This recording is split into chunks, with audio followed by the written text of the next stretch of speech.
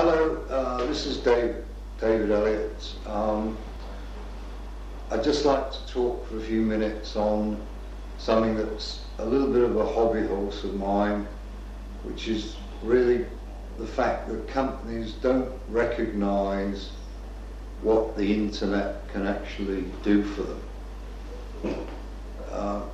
This may sound a bit strange, but perhaps if you appreciate that, sadly, the only organisation that has really grasped the power of the internet has actually used it for unfortunate ends.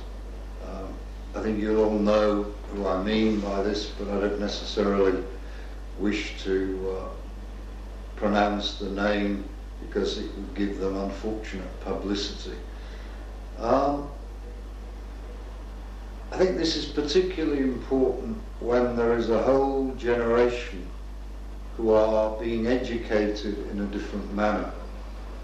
If you talk to recently qualified doctors, they probably haven't seen many books during their university studies. Certainly school children now are really very comfortable with computers from a primary school level often. So we're into another industrial wave, and what is not fully appreciated is that people's way of thinking is changing over time.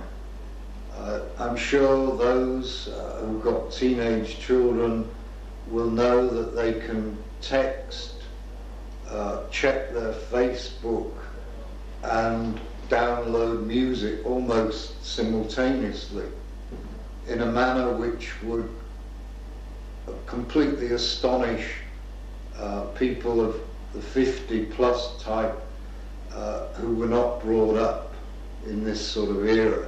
So it's inevitable that the way people communicate, the way people think, the way people do things, all of these are changing bit by bit, gently, and businesses will have to adapt the way that they conduct their business to reflect the way that their own managers are operating.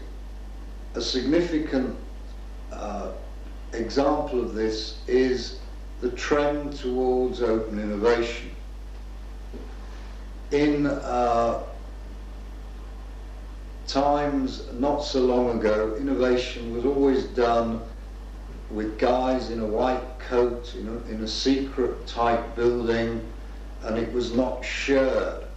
Compare this with computer software that's challenging the likes of Microsoft.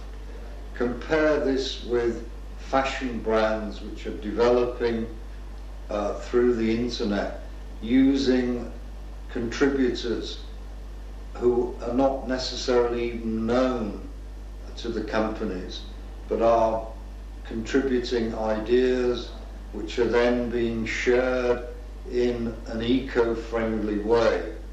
So if you look at the major thrusts, the growth, the power of the internet, combined with a desire to save and protect the planet, we may well see different styles of business creeping in from the fringes but ending up in the mainstream. Please take notice of these trends and try and be proactive and don't get left behind. Again, if you would like any discussion on this issue, or if you'd like me to provide some interesting reading lists, please feel free to get in touch.